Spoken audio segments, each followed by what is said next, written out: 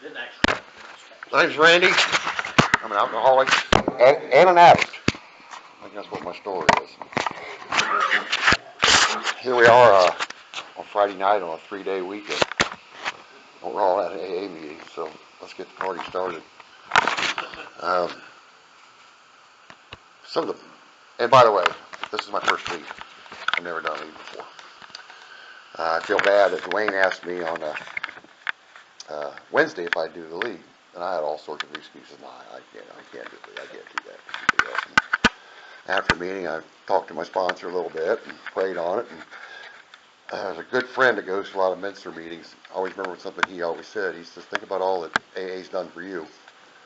And if AA asks you to do something, you really should do it. So I got hold of Dwayne and said, yep, I'll give my first lead here tonight. And then a little nervous here all day, but sitting here around tonight looking at all my friends around here and friends and family around here. It was very comforting. Some of the best leads I've heard started off with a joke. I really don't have one, but why did the motorcycle fall over? Because it was too tired. I thought that was kind of funny. Oh, I was saving that for later, Al.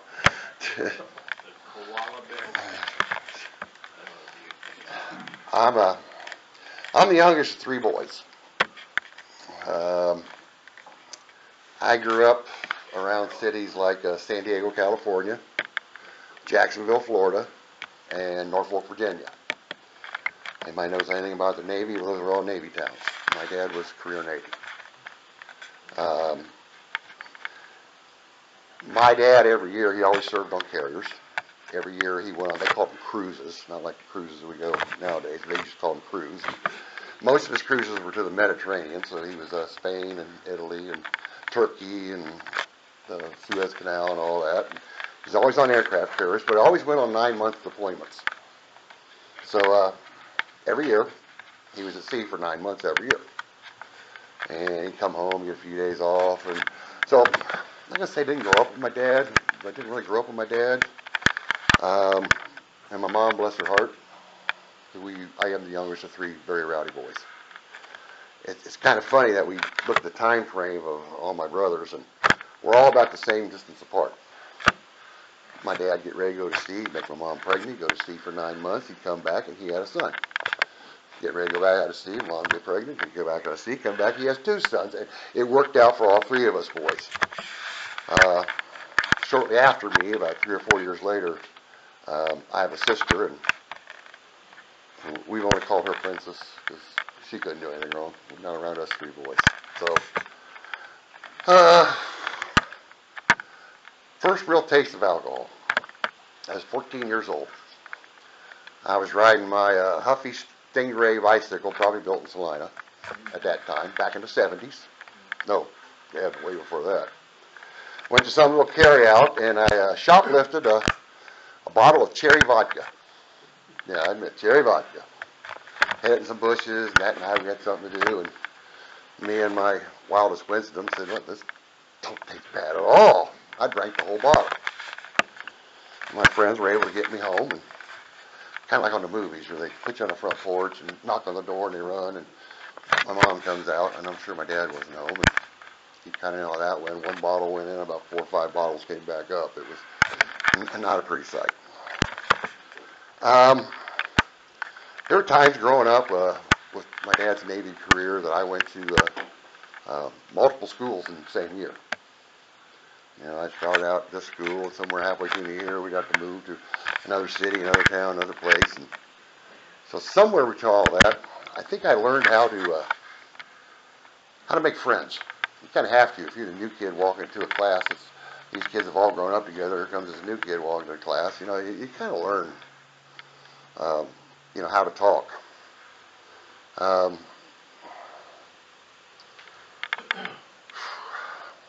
Went to high school in Troy, Ohio. I think Troy, Ohio was probably just like every other high school around here. You know, you had your athletes, your sports jocks, always the good-looking ones and the muscles and all that. And the girls the same way. Of course, you had your cheerleaders. Um, you had your sons and daughters of judges and council members and lawyers. You know, you had um, the nerds, the computer guys. You had your motorheads, you know, worked on cars all day long in school, drove big fast cars and burned rubber, made smoke. And back in the 70s, there was another group, and that was called the drug-using hippies. I think my introduction says which group I joined. Um, Once again, that was the 70s. I don't know. I don't think things were any different back then, but maybe a little bit different. But there were a lot of drugs, and I was that kid that, before every day at school, me and a few guys, we'd duck behind this bush and smoke a couple joints, or, you know, we did this, we did this, we did this, and so. But somehow I graduated from high school. I actually did all right in high school. Something I've never admitted, and to all you veterans out there, especially you Vietnam veterans, I was pissed off in 1972. Raised in a military family. It was always my goal that one day I was going to graduate from high school. I was going to sign up for something. I was going to Vietnam, and you never know, hopefully I could maybe die as a hero. Well, 1972, the United States pulled out of Vietnam. My war was over. And I think I rebelled a little bit from that. But, you know, I had a short stint in the Navy after I graduated. Basically, I was kicked out of the Navy. Alcohol, a bottle of Jack Daniels was involved there. So now I'm home and don't know what to do. I'm in Troy, Ohio. Lots of friends. Then it really became the drug scene. Back in the 70s, you know, we had LSD, and we had the real LSD.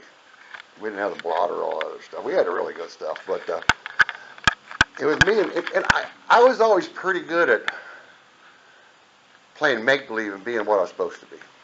You know, there was a time I was a truck driver, drove an asphalt truck. There was a time I was a shoe salesman. I managed, assistant manager of some department stores. I was a welder. Did all sorts of stuff.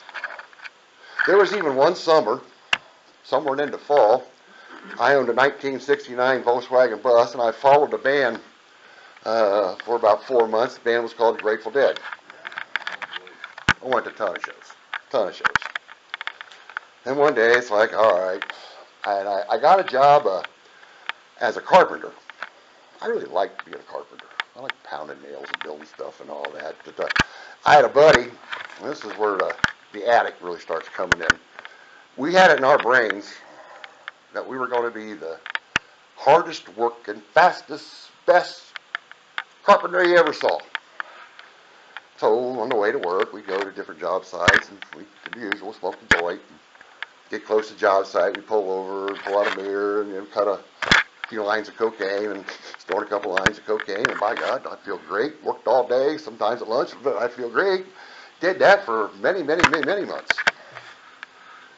And I always remember the one day that my buddy came in. Of course, now we're in the early 80s, and cocaine's getting popular with all the big wigs out in California, and those well-to-dos and all that. And came in and he says, Randy, this cocaine's getting a little expensive. He said, I got some new stuff. Let's try this. He pulls out the mirror, and there was this, I don't know, off-white, yellow type stuff. Here, I try this. Eyes burn, nose burn. I think about that. What would an average person do? Here, Randy, try this. Well, what is it? I didn't ask what it was. Here, no problem. What is it? No, I didn't do that. You know, it ended up being, it was Molly. And sometime after that, well, you know, try this. It's Crystal. So we're doing Crystal every morning.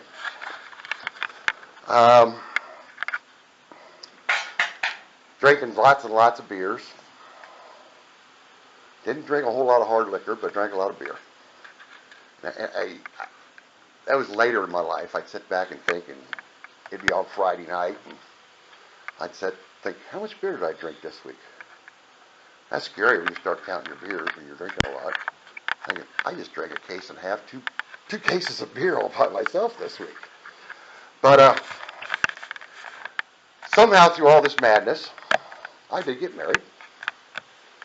Had a son, had twin girls. I bought a house. Started my own construction company. Was fairly successful, even though I hadn't really changed much. For some reason, with all my past, all my kids have 10 fingers and 10 toes. They're all healthy. Wife and I, we were married for 30 years. But we were on a collision course the whole time. You know, I one time said that to my son.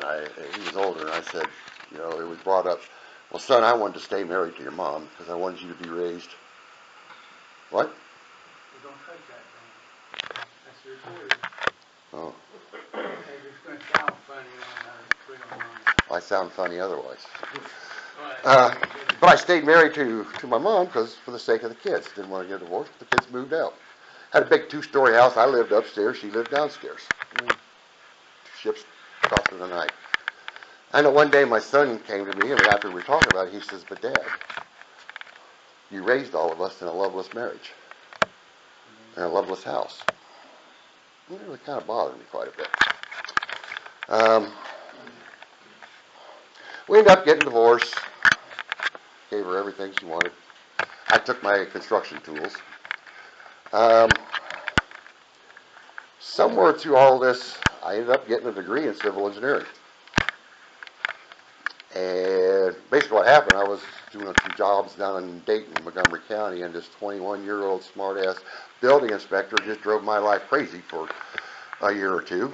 And I decided I could do his job, and I started going to school every night, school all day Saturday.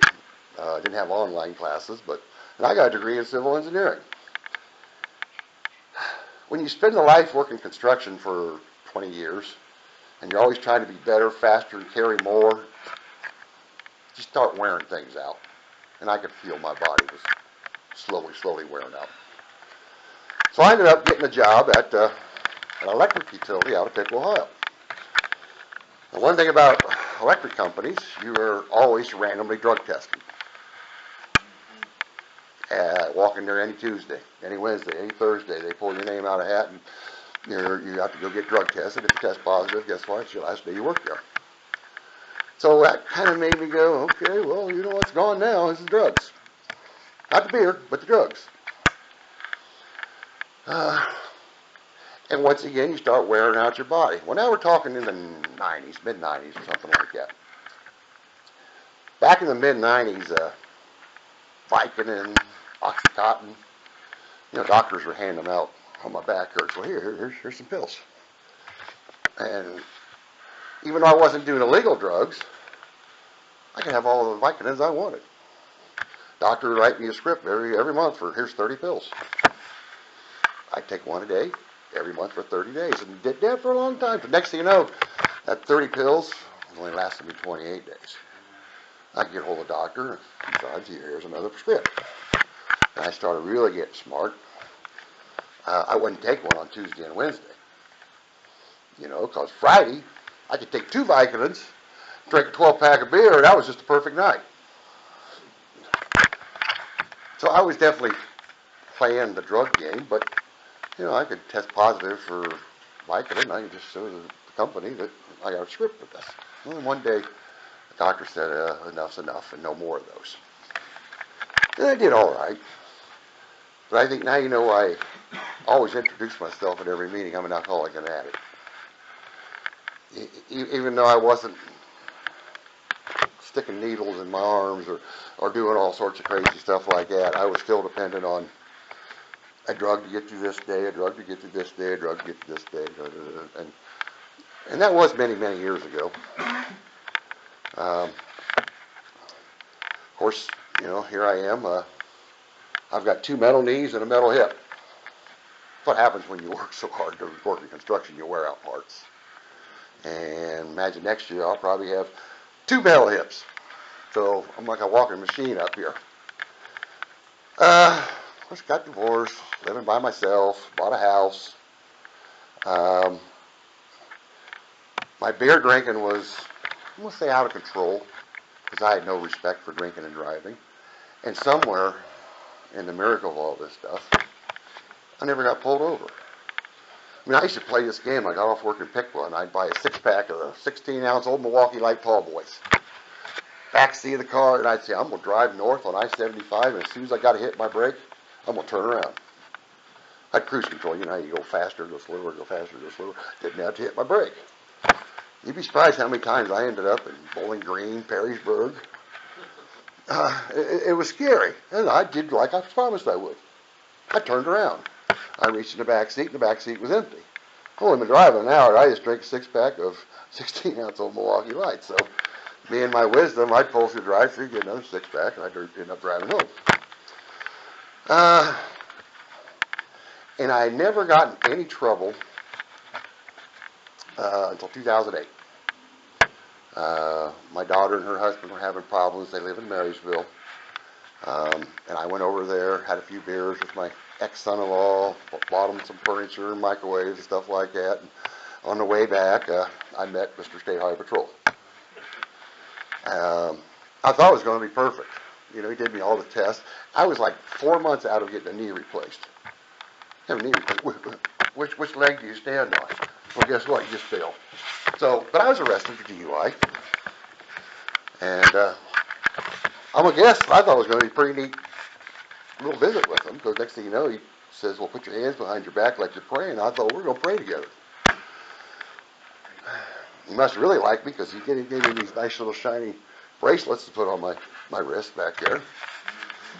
And like most DUIs, you know, you pay thousands of dollars to an attorney, you do some community service, you go to a weekend at the hotel.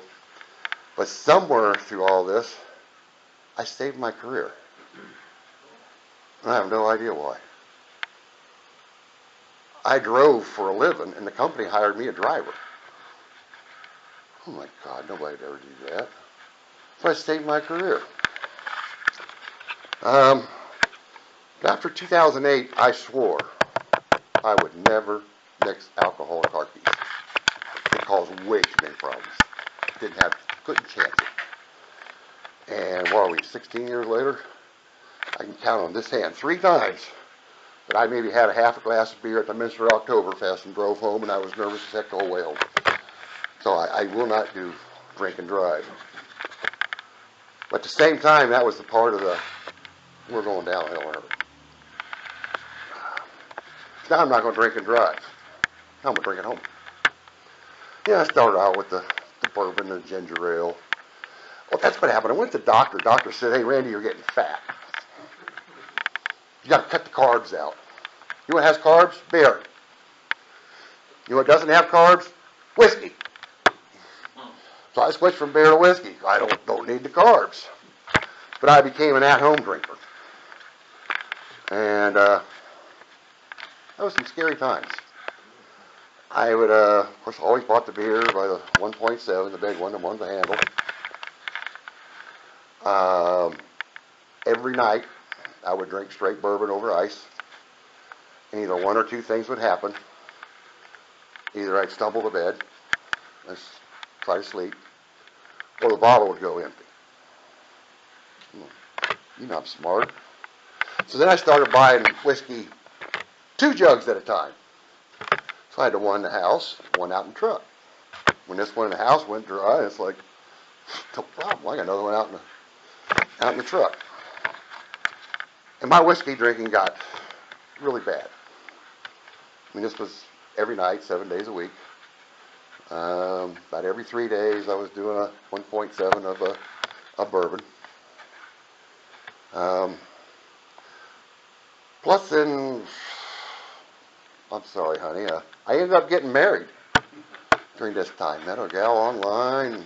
We talked and dated. We ended up getting married in my backyard. Me wearing shorts and no shoes, and her wearing a fancy dress and no shoes. Built this little this thing out of 2x2s, and decked her all up, and got married in my yard. And,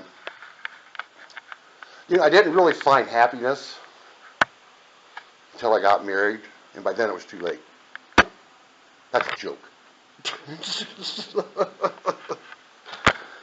But There for a while I fooled her. There for a while I didn't drink that much. And then for a while the old habits started coming back. And, I always remember all the questions she used to ask me, probably the same questions most of you have been asked.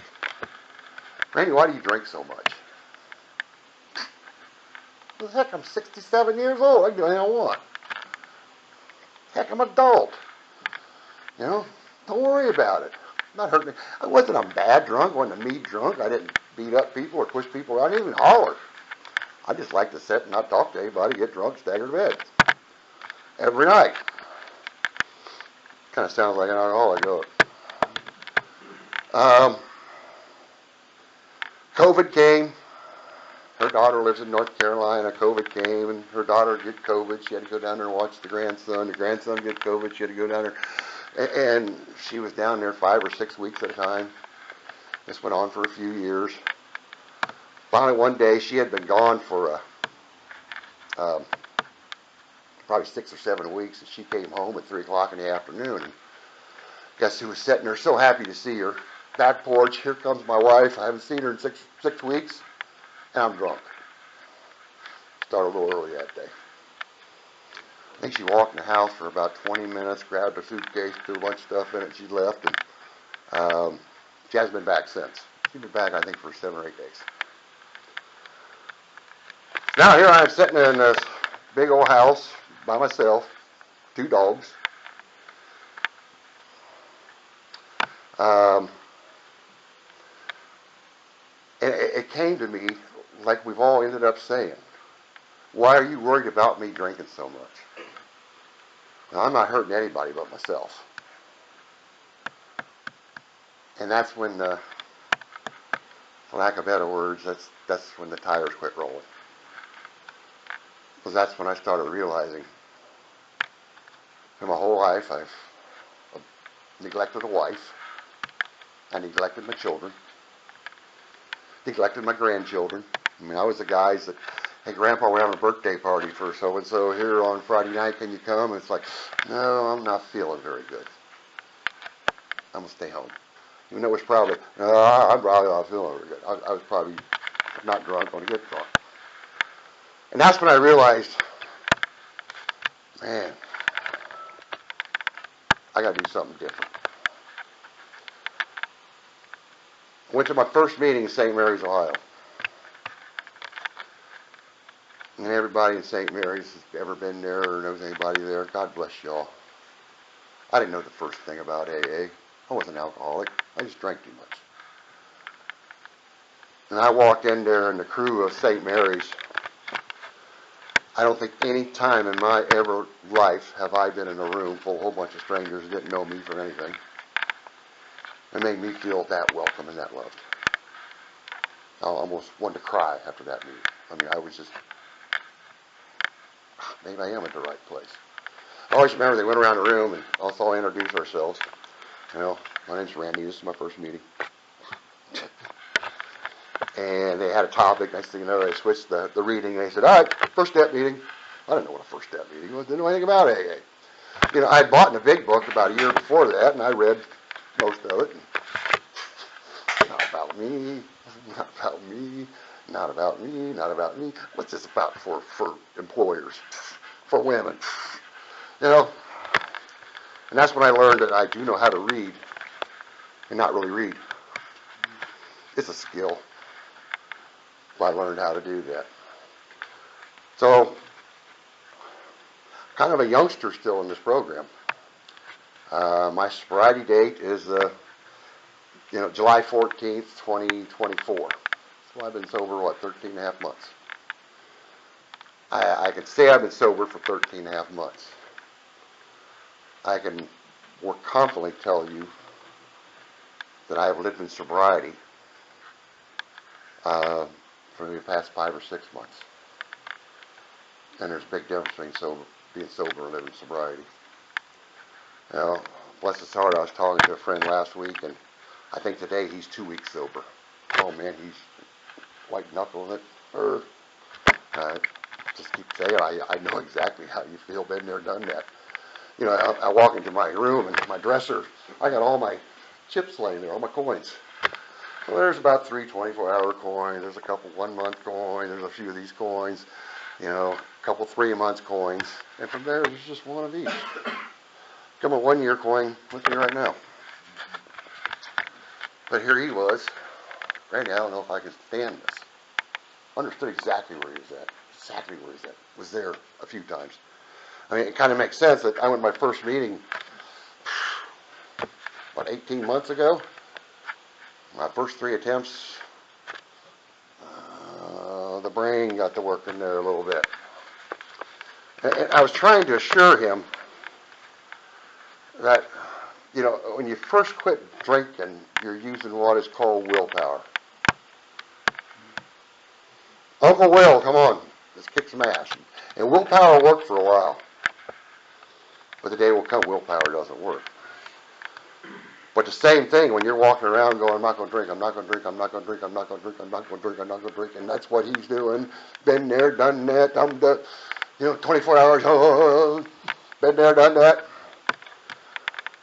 I keep just trying to tell him it's kind of like on a beach in Florida. Here comes the hurricane, these waves are just, I'm not going to drink, I'm not going to drink, I'm not going to have a drink, I'm not going to have a drink. But eventually, after sometimes quickly, sometimes slowly, that hurricane starts getting a little bit less. I don't know, it was a few months ago. I go to bed every night and I say a prayer, and I've kind of learned, I live by myself so people don't think I'm crazy, that you can say a prayer to God, but if you say it out loud, for some reason I think God hears me a little bit better, my higher power. I know I've gone there before, I don't think God talks to me, but I say, God, you know exactly how I'm feeling. My God says, yeah. Why don't you tell me all about it anyhow?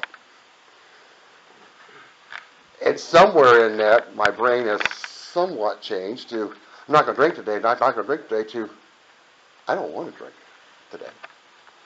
And I can't tell you when that happened or how that happened, just I go to bed and I go, it never really crossed my mind much today. Here's another 24 hours. God, thank you for giving me another 24 hours. Tomorrow morning I'll wake up and I'll say, God, give me another 24 hours. I'm going to wind her down here a little bit. Say again, I was pretty nervous all day today. But looking around here, all the people I know and all the people that met me at meetings and that, took a lot of that nervousness away.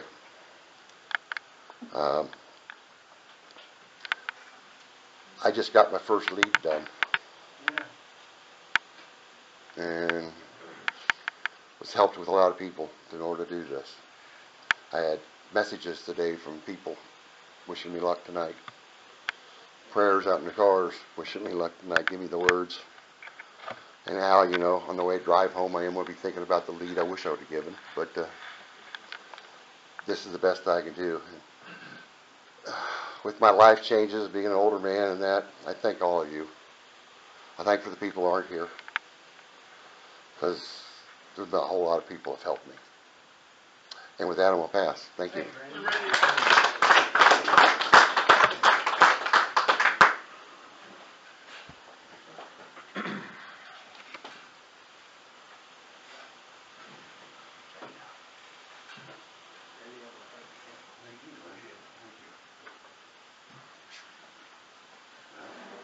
I'm Dwayne, I'm an alcoholic. And Randy, heck of a lead. First lead, I understand the nervousness. Yesterday when you called me, I was like, man, I didn't want to put anybody on the spot, but you did what your sponsor told you to do. AA asked you to do something, you do it. And you did a hell of a job. And getting up here, Monday I'll have 14 years, I still get nervous. Yeah. Just leading the meeting, I get nervous. That's just the way I am. But you got to do what you got to do, and you gave a hell of a lead. We'll start out with comments. Anybody? Richard? Merch alcoholic. Well, you got me, Randy. I told you this. I don't know when I told you. It was a while ago. I told you you're going to help a lot of people. You're going to help a lot of people. We'll talk on the way home. Love you, brother. Thank you, Richard. Thank you, Richard. I'm Paul, an alcoholic. Paul. Randy has a great lead, buddy.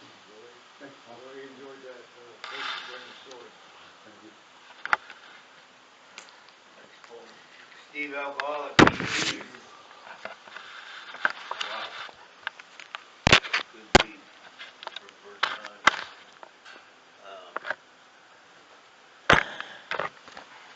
You said you were a little nervous about, probably about as nervous about working in church. What I always.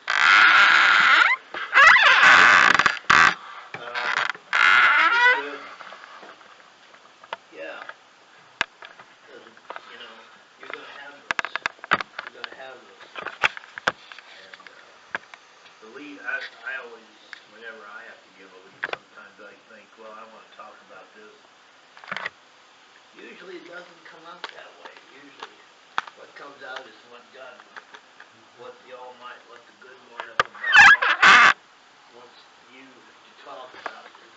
Let the people know that maybe what you say may help somebody. And I know I relate to the part where you did the drugs and the booze and everything, and I think in my life it was more booze than I did drugs. I remember a couple times doing hash, and I remember I think probably the worst I ever had one time was about almost probably 45 years ago when I was in Europe. I had, I think I smoked some pot or hash, I think, from the Netherlands, and it was at a in the barracks, and I was smoked that stuff, and then I was chasing it with German beer. The next morning I had to go to work, and I felt like, what the hell did I do to me last night? Oh my Lord, that was not a good feeling. And I think to this date, I think that was the last time I ever did that too. And you know, I don't ever want to do that again, because I realized what it did to me, and I don't want to go through that hell. But as long as you realize that you have today for staying sober, you're doing fine. And if that's the only thing that you can do today is just stay sober, you've had a good day. You know, that's the most important thing to do. With that, I'll be quiet. Thank you. Thanks, Steve. Matthew, you're up. Matthew alcoholic. Matthew. Hell of a lead. It was like listening to my own story. Brought up a lot of my own feelings and my own thoughts. And I have so much that I can relate to. What drug did I choose to do that day? Honestly, I'm not looking to have. Alcohol's always been my first choice. That's just because I could go to the carry out and buy it. You know, sometimes the dealer was dead, and you just go to the store. You know, today we talked about fear today at our new meeting, right?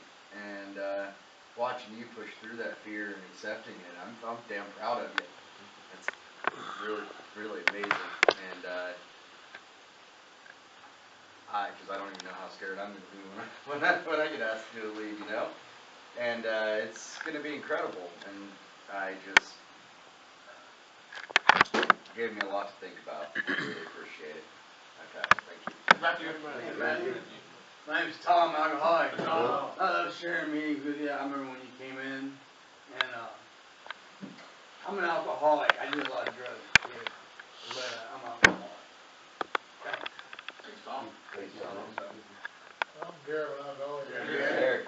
about as there, Randy. You know, when they first get sober, first time I went to meet, first read, your first comments, you know, there are a bunch of firsts. You know, it's based on continuation. And there are valleys and peaks and surprises. I learned today that there's nothing that can happen to you today that a drink won't make it any better. I remember the first meeting I went to, my sponsor told me, he said, if an alcoholic, he said, you're a drug addict. And I smoked pot one time. Back then, when I wore the keys open, guys that use drugs necessarily.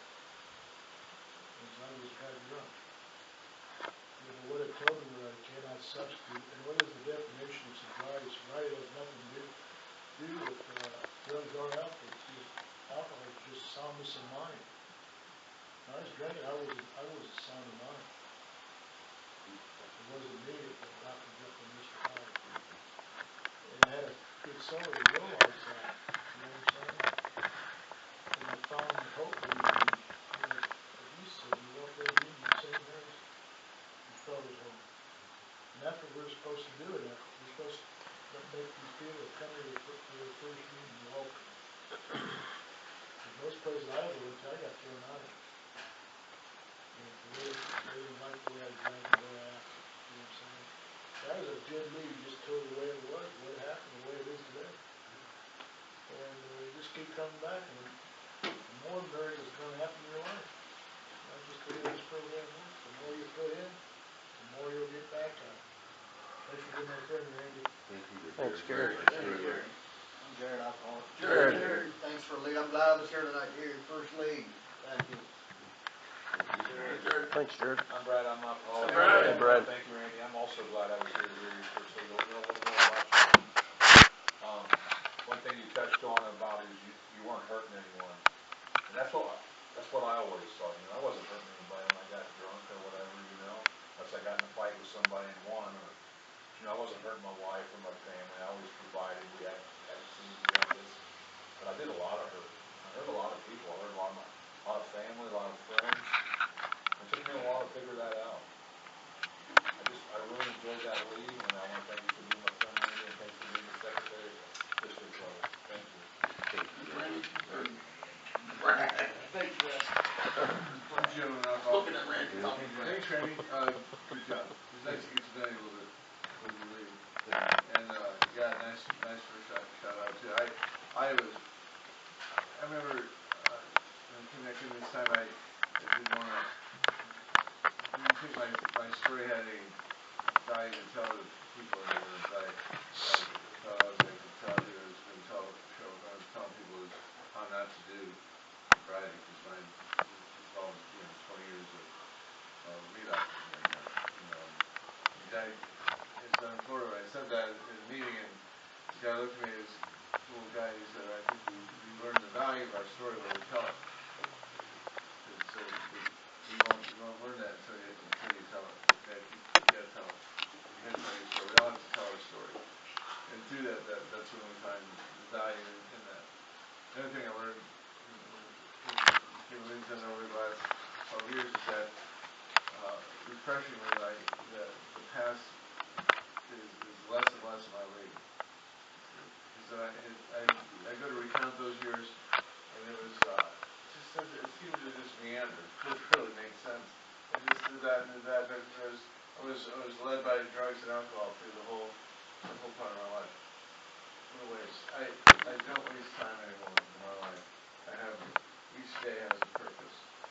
And recovery has shown me how to live a life in service to others, which is probably the most valuable lesson I ever learned. So, sounds like you're off to a great start.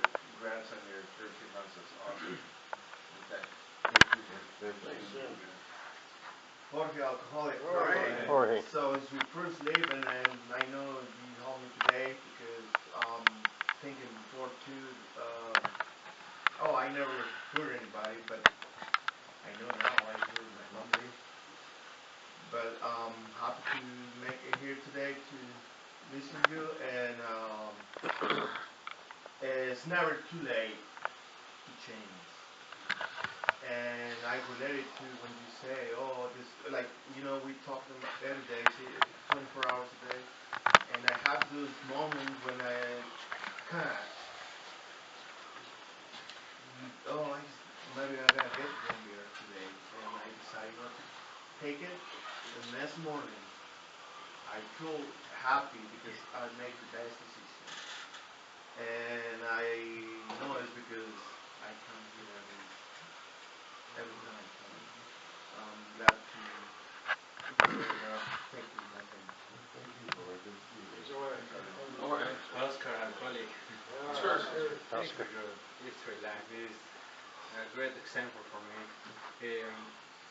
My first month here, and the change starts now. My life today is a puzzle. And the car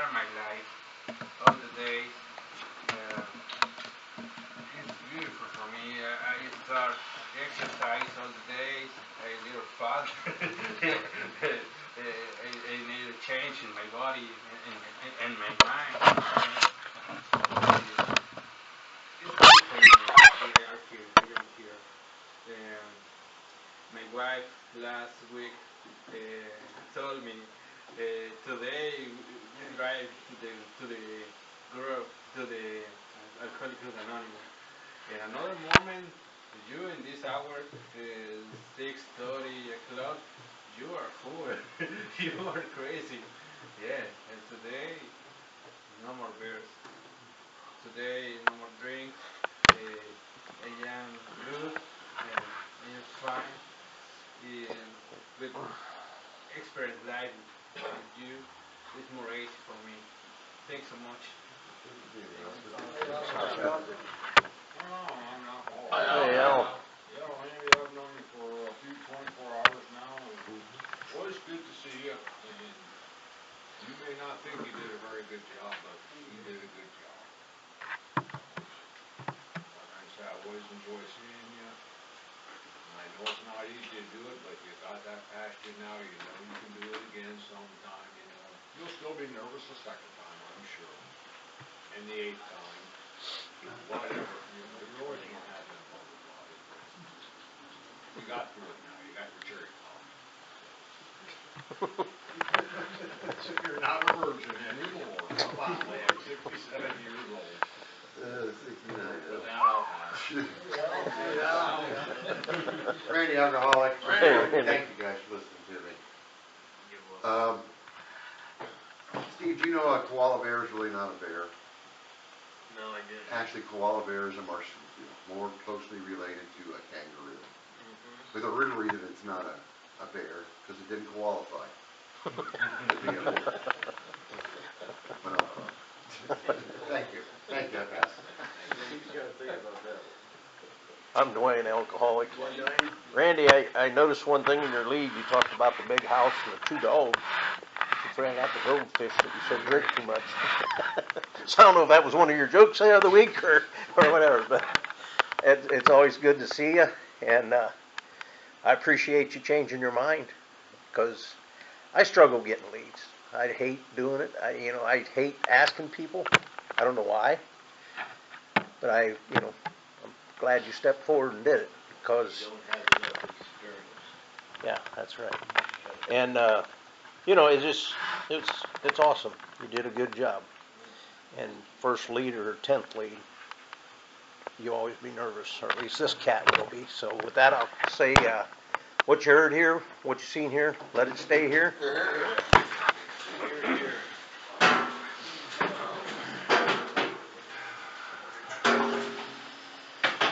Feeling I didn't turn these on. Closer, don't we? Oh, yeah, I did. Zigzag it all around. They not cut you out, huh? Somewhat of a circle. Randy, take us out here, would you please? Who gives us strength and hope? Our Our Father, who art in heaven, hallowed be thy name. Thy kingdom come, thy will be done, on earth as it is in heaven. Give us this day our daily bread, and forgive us our trespasses, as we forgive those who trespass against us. And lead us not into temptation, but deliver us from evil. Thine is the kingdom, power, and glory forever. Amen. Come back, work as you work it. Together. Your anniversary, Dwayne, Monday? Monday, yes. How long you gonna do it before your time?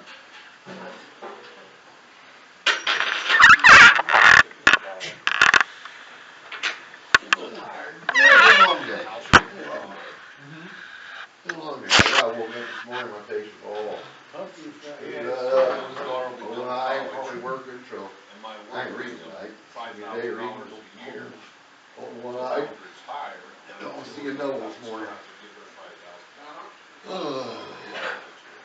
What did you say her work My work. gives her Yeah. $5,000 for school?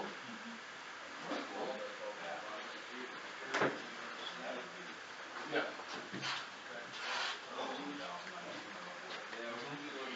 How'd you like the draft?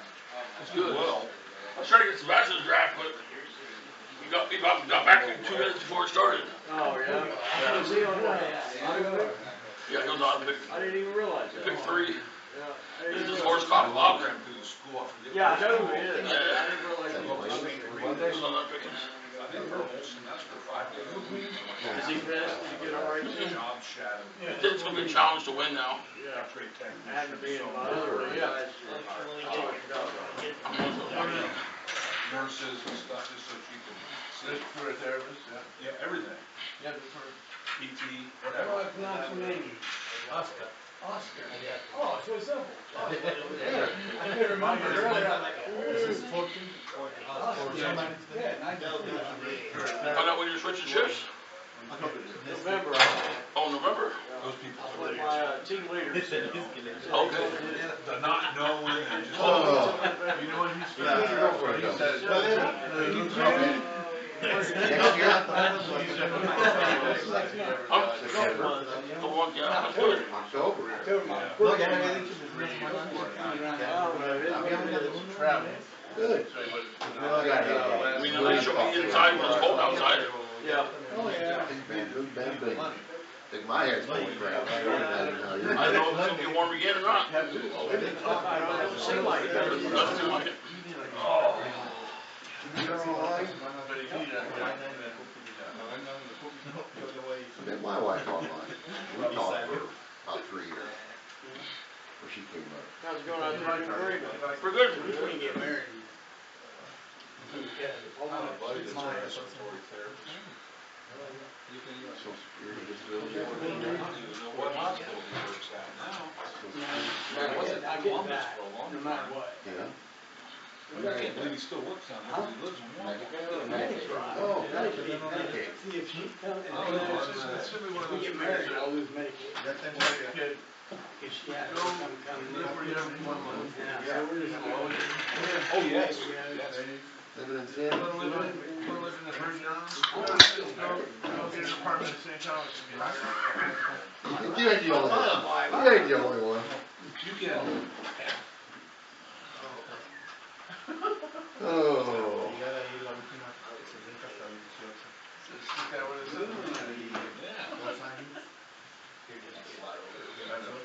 We have a flyer for all of it, it's 4.5. Well, she said, let me get you one. I said, I don't think we're gonna We gotta ask how the girls doing. Normally I wouldn't have been, but my sponsee's giving the lead, so. My neighborhood fills up like crazy on the holiday. Fantastic. Get my back holds up, I will. My youngest started her first day of preschool. Yeah, she's 4, she'll be 5 in December. There you go. Got them all done.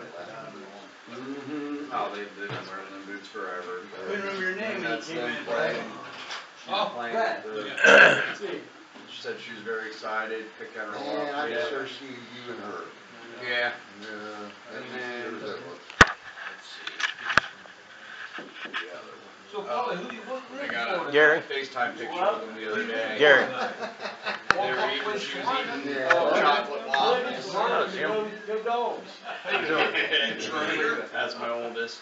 And she's doing pretty good. She's doing Dennis running some club. Popeye. Yeah. Really? You didn't live in Walpole. Yeah,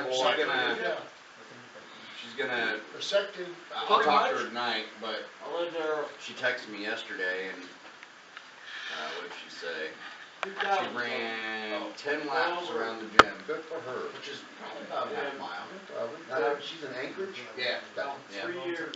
For an 8-year-old, that's not too bad. A little bit, not That's much. quite a bit I of like running, you. so. Not too bad. Your kids didn't go to Walpole.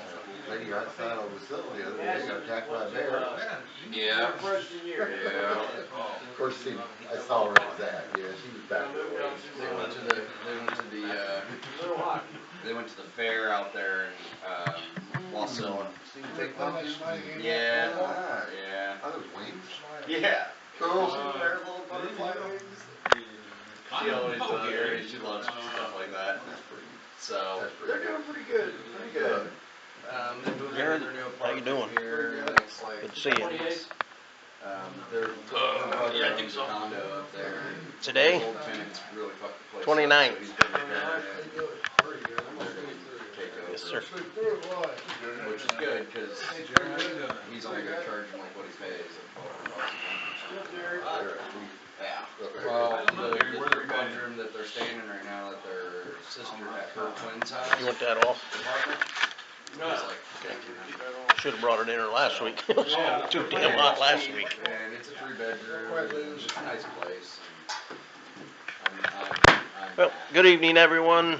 This is the regular meeting of the Coldwater Friday Night Group of Alcoholics Anonymous. We are a lead group. My name is Dwayne. I am an alcoholic. Would all who care to please join in opening the meeting with a moment of silence for those still sick and suffering, followed by the Serenity Prayer. God, grant me the serenity to accept the things I cannot change, courage to change the things I can, and the wisdom to know the difference. And here at the core, our Friday night group, we encourage sponsorship and getting a home group. If you're interested in getting a home group, see a sponsor. And members, please raise your hand. And the AA preamble. Alcoholics Anonymous is a fellowship of men and women who share their experience, strength, and hope with each other, that they may solve their common problem and help others to recover from alcoholism. The only requirement for membership is desire to stop drinking. There are no dues or fees for AA membership. We are self-supporting through our own contributions. AA is not allied with any sect, denomination, politics, organization, or institution, does not wish to engage in any controversy, neither endorses nor opposes any causes. Our primary purpose is to stay sober and help other alcoholics to achieve sobriety. And a friend out there has how it works. Emergency alcoholic. How it works. Rarely have we seen a person fail who has thoroughly followed our path. Those who do not recover are people who cannot or will not completely give themselves to the simple program. Usually men and women who are constitutionally capable of being honest with themselves. There are such unfortunates. They are not at fault, they seem to have been born that way. They are naturally incapable of grasping and developing a manner of living which demands rigorous honesty. Their chances are less than average. There are those too who suffer from grave emotional and mental disorders, but many of them do recover if they have the capacity to be honest. Our stories disclose in a general way what we used to be like, what happened, and what we're like now. If you have decided you want what we have and are willing to go to it to get it, then you're ready to take certain steps. So what did we bought? We thought we could find an easier, softer way, but we could not. With all the earnestness at our command, we make a meeting for this and thorough from the very start. Some of us have tried to hold on to our old ideas, and there's always nil until we let go absolutely. Remember that we deal with alcohol, cunning, baffling, powerful. Without help, it is too much for us. For there is one who has all power. That one is God, and you find him now. Half measures have done us nothing. We stood at the turning point. We asked his protection and care with the weed abandoned. Here are the steps we took which are suggested as a program of recovery. 1. We admitted we were powerless over alcohol, that our lives had become unmanageable. 2. Came to believe the power greater than ourselves to resource of sanity. 3. Made a decision to turn our will and our lives over to the care of God as we understood him. 4. Made a searching and fearless moral inventory of ourselves. 5. Admitted to God, to ourselves, and to another human being the exact nature of our wrongs. 6. We're entirely ready to have God remove all defects of character. 7. Humbly asked him to remove our shortcomings. 8. Made us of all persons we had harmed and became willing to make amends to them all. 9. Made direct amends to such people wherever possible, except when to do so would injure them or others. 10. Continued to take personal inventory when we were wrong, promptly admitted. 11. Sought the prayer and meditation to improve our conscious contact with God as we understood him, praying only for knowledge of his will for us and the power to carry that out. 12. Having had a spiritual awakening as the result of these steps, we try to carry those messages to alcoholics and to practice principles in all our affairs. And if I explain what in order, I can't go through with it. Do not be discouraged. No one among us has been able to maintain anything like perfect adherence to these principles. We are not saints. The point is that we are willing to grow along spiritual lines. The principles we have set out guides to progress. We claim spiritual progress rather than spiritual perfection. The description of the alcoholic, the chapter of the agnostic, and our personal adventures before and after make clear three pertinent ideas. A, that we are alcoholics who cannot manage our own lives. B, that properly human relieved our alcoholism see that God clearly wants to resolve. Thanks, Richard. And a friend has 12 traditions. I'm Jim, I'm an alcoholic. Jim. These are the 12 traditions. Number 1, our common welfare should come first. Personal recovery depends upon AA unity. 2, for our group purpose, there is but one ultimate authority, a loving God, as he may express himself in our group conscience. Our leaders but trusted servants, they do not govern. 3, the only requirement for AA membership is the desire to stop drinking. 4, each group should be autonomous except in matters affecting other groups or AA as a whole. 5, each group has but one primary purpose, to carry its message to the alcoholic who still suffers. 6, an AA group ought never endorse, finance, or lend the AA name to any related facility or outside enterprise, lest problems of money, property, and prestige divert us from our primary purpose. 7, every AA group ought to be fully self-supporting, declining outside contributions. 8, Alcoholics Anonymous should remain forever non-professional, but our service centers may employ special workers. 9, AA as such ought never be organized, but we may create service boards or committees directly responsible for their service. 10, Alcoholics Anonymous has no opinion on outside issues, hence the AA name ought never be drawn into public controversy. 11, our public relations policy is based on attraction rather than promotion. We need always maintain personal anonymity at the level of press, radio, and film. And 12, anonymity is the spiritual foundation of all our traditions, ever reminding us to place principles before personalities. Thanks, Jim. And a friend has the promises. Now, I'm an alcoholic. Yeah. Promises. Spiritual life is not a theory. We have to live in wrestling family, expressing their desire, live upon spiritual principles we think they ought not to urge them. We should not talk incessantly to them about spiritual matters. They will change in time. Our behavior has convinced them more than our words. We must remember that 10 or 20 years of cleverness will make us skeptic out of anyone. There may be some wrongs we can never fully right. We don't worry about them if we can honestly say to ourselves that we would right them if we could. Some people cannot be seen, we send them an honest letter. And there may be a valid reason for postponement in some cases, but we don't delay. It can be avoided. We should be sensible, tactful, considerate, and humble without being servile or flaky. As God's people, we stand on our feet. We don't fall before anything. We are painstaking about this stage of our development. We will be amazed before we are halfway through. We will learn to know a new freedom and a new happiness. We will not regret the past nor wish to shut the door on it. We will comprehend the worst of anything and we will know peace. No matter how far down the scale we are going, we will see how our assurance can bring to live. Our feeling of uselessness and self-pity will disappear. The Lord Jesus and self-esteem can gain interest in our cause. Self-seeking will slip away. Our whole attitude and outlook upon life will change. Mature people and economics theory will leave us. We peaceably know how to handle situations with peace and affluence. We suddenly realize that God cares for us what we cannot do for ourselves. Are these strategy promises? We think not. They are being fulfilled among us, sometimes quickly, sometimes slowly. They'll always materialize as we work for them. Thanks, Al. And a friend has daily reflections. I'm Paul, I'm an alcoholic. August 29th, I choose anonymity.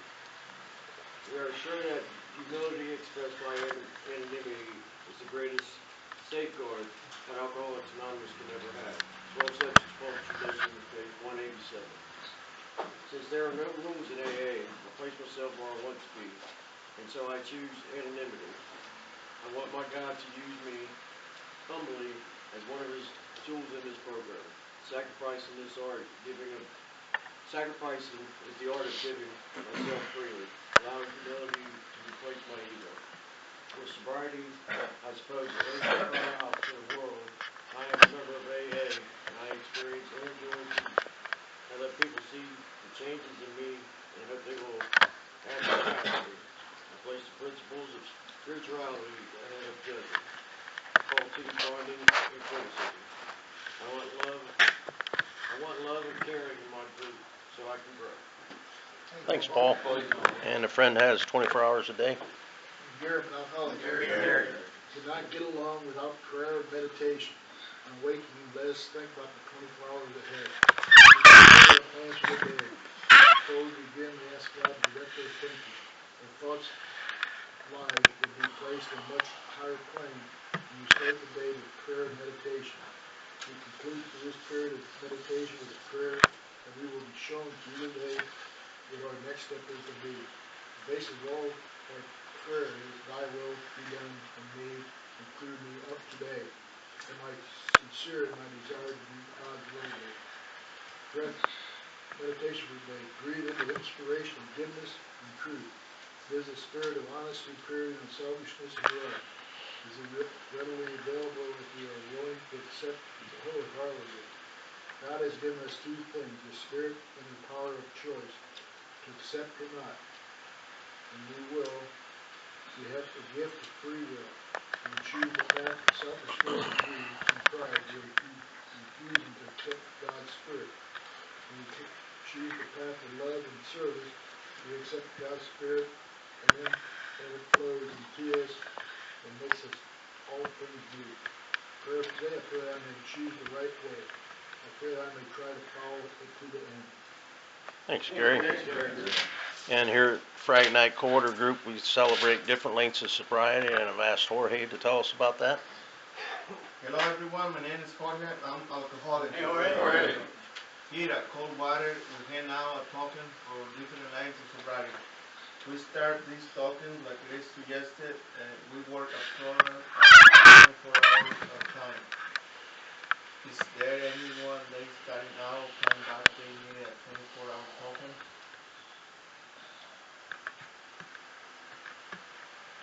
1 to 2 months.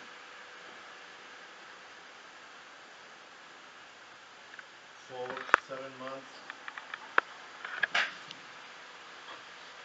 8 to 11 months. A year. 18 months. Any years thereafter. Does anyone have any time they want to recognize? We all have today given yourself a high five. Thank you, Jorge. And the 7th tradition basket's already been passed, and we are entirely self-supporting, declining outside contributions. The self-support includes our rent for the room, coffee, refreshments, and contributions to the district, area, central office, and general service office. If you have a court slip, it's in the basket, and it'll be signed and returned to you at the end of the meeting. And Steve, you got the announcements? Yep, I'm Steve Alcoholic.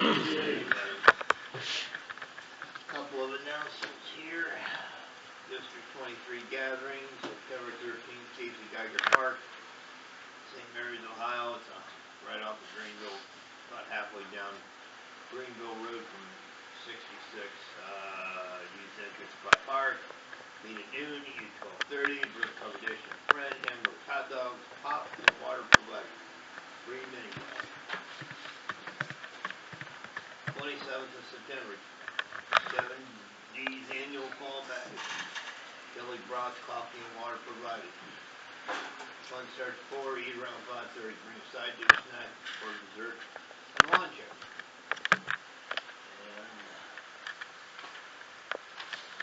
And our home group is having its 44th anniversary on Sunday, October 5th.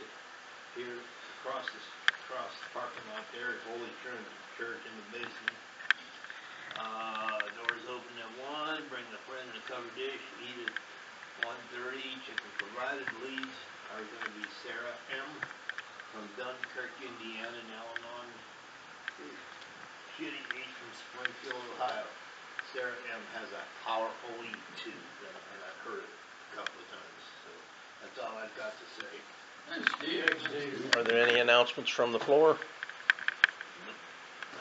Okay, well, I spoke to Jim H. from, he's Minster and New Bremen meeting, and he said that he's got still in Riverside Hospital in Columbus, but he's hoping to get out maybe by the end of the weekend or first next week. Said things are going better, so keep him in your prayers. Yeah, Corvette Jim. And without further ado, I will not give you my speaker. Randy, You're up, buddy. Thank you.